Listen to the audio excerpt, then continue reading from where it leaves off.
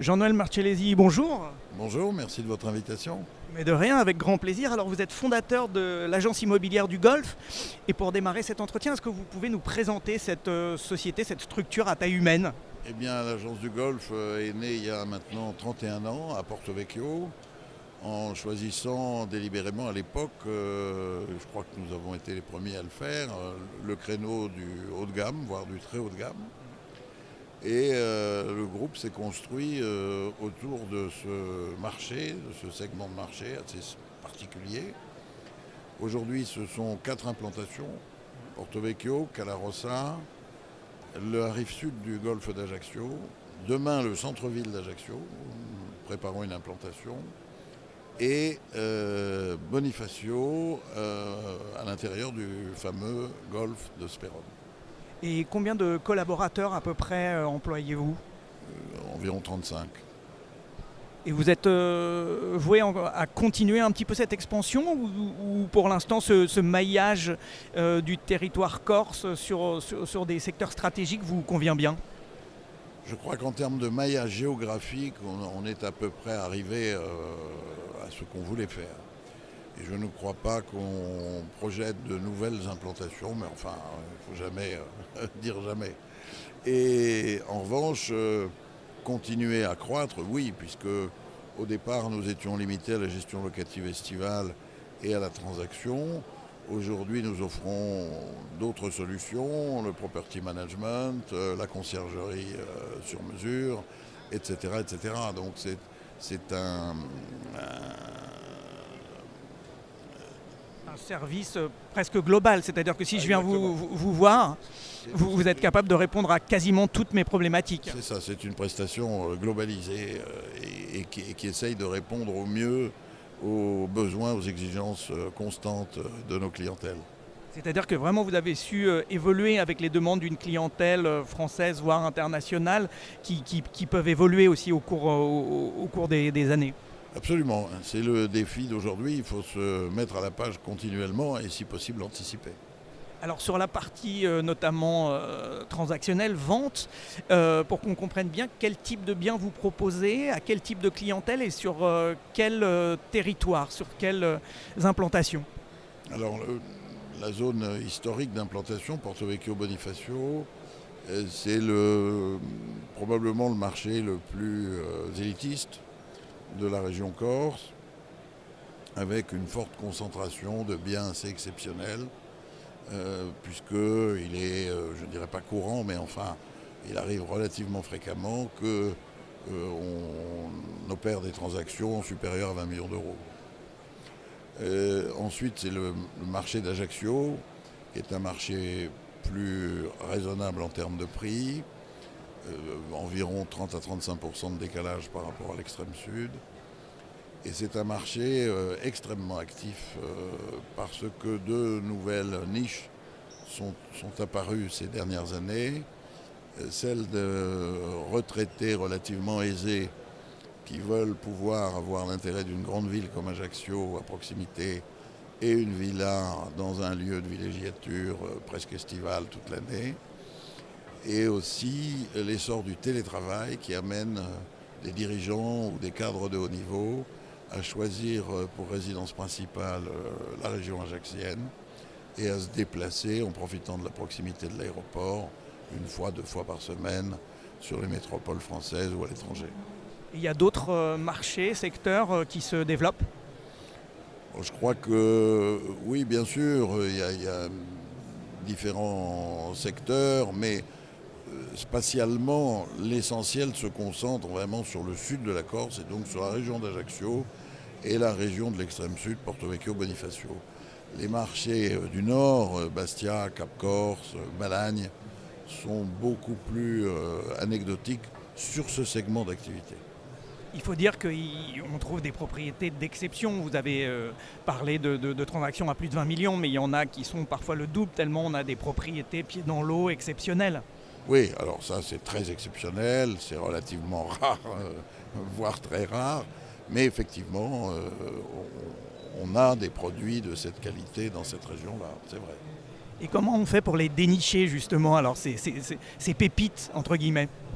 C'est-à-dire que nous avons un petit avantage, enfin un double avantage sur nos confrères ou concurrents, comme on voudra. C'est que d'abord nous avons été les premiers à défricher ce créneau.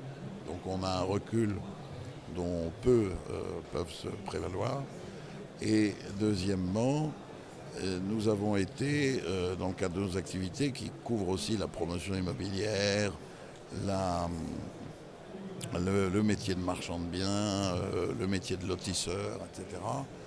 Nous avons été à l'origine de nombre d'opérations et nous avons été même constructeurs pendant très longtemps. Nous avons donc une vision du paysage local et une connaissance approfondie des secteurs très particuliers, des individus, des propriétaires, etc., qui est un véritable trésor d'entreprise.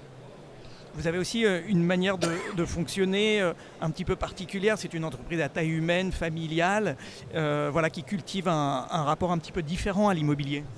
Oui, c'est une approche un peu comme celle qu'aurait, comparaison n'est pas raison, mais un antiquaire.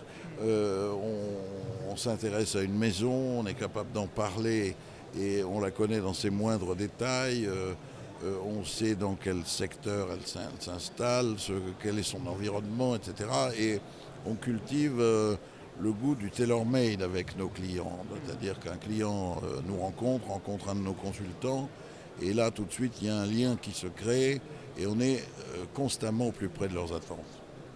Et puis, il y a aussi cet attrait de la Corse qui est un territoire, une île vraiment évidemment magnifique mais particulière. Particulière, qui se découvre. On n'y prêche que des convertis, je le dis souvent. Je veux dire par là qu'il est peu probable que quelqu'un qui n'a jamais mis les pieds en Corse tout d'un coup voit une publicité quelque part et décide d'acheter en Corse un peu sur un coup de tête. Non, notre clientèle, dans l'écrasante majorité des cas, est une clientèle qui fréquente les hôtels ou qui a loué des maisons pendant plusieurs années, qui s'est construit un environnement de vacances et qui a envie, à un moment donné, de pérenniser ça à travers une acquisition. On n'est pas sur un marché de coup de tête ou de bling-bling, on est sur un marché sage où le turnover est faible. Il y a quand même une clientèle étrangère qui vient ou elle reste marginale? Alors oui, il y a une clientèle étrangère, essentiellement, alors sur le créneau jusqu'à 1 million, je dirais, pas mal d'Italiens, et c'est historiquement le cas, ça fait plus de 40 ans que c'est le cas. Et en revanche, sur le créneau du très très très haut de gamme, là on a une clientèle internationale qui vient d'Europe et parfois même des États-Unis ou du Canada. Et alors comment se porte ce marché, ou même j'ai envie de dire ces marchés? Voilà, c'est un marché de telle rareté que et d'une telle confidentialité que les choses se font en très peu de temps.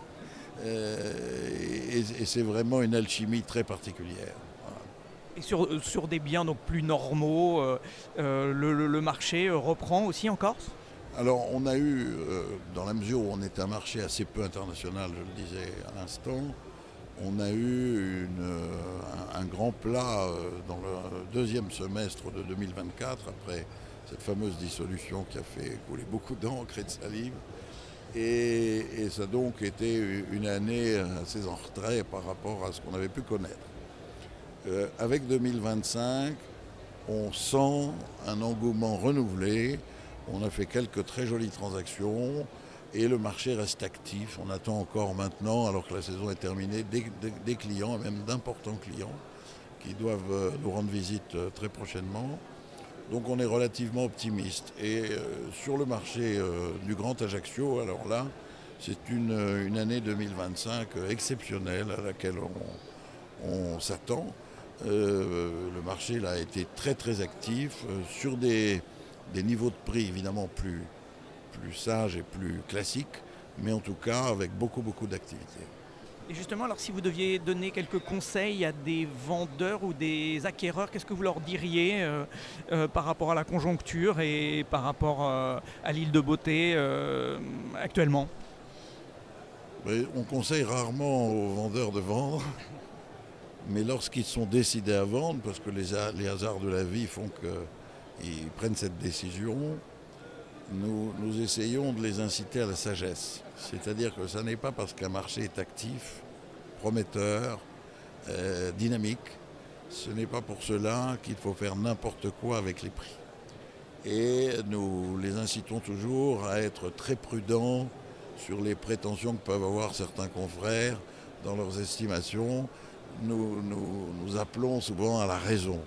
Et nos conseils sont souvent vérifiés dans la réalité. Et donc si je suis un acquéreur intéressé, qu'est-ce que vous me conseillez? Je vous conseille d'abord de déterminer le secteur géographique précis ou le sous-secteur qui fait l'unanimité dans votre famille ou dans votre couple. Et puis une fois qu'on a identifié cela, on commence à regarder individuellement les produits qui peuvent correspondre le mieux à ce que vous attendez. Et surtout, ne pas céder à la panique, à la frénésie d'acquisition. Les choses doivent se mûrir et il faut qu'il y ait un coup de cœur à l'arrivée. Et justement, on parle de coup de cœur. Pour finir, comment on peut définir le charme de la Corse? Qu'est-ce qui fait qu'on a tellement envie d'y venir et puis en fait d'y rester une fois qu'on y est?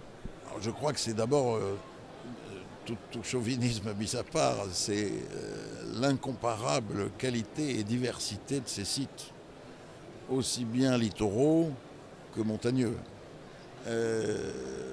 On l'appelle l'île Montagne et ça n'est pas usurpé. Je crois que, et en même temps, l'extraordinaire préservation qu'elle a connue et qui va se maintenir parce que les restrictions en matière d'urbanisme s'amplifient d'année en année et que cette tendance ne va pas se retourner.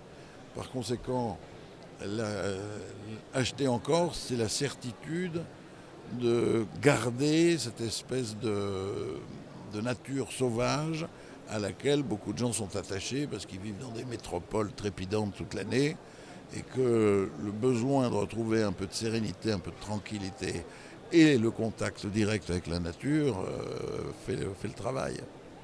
Merci beaucoup pour tout ça et bon salon à vous. Merci à vous et bonne continuation. Merci.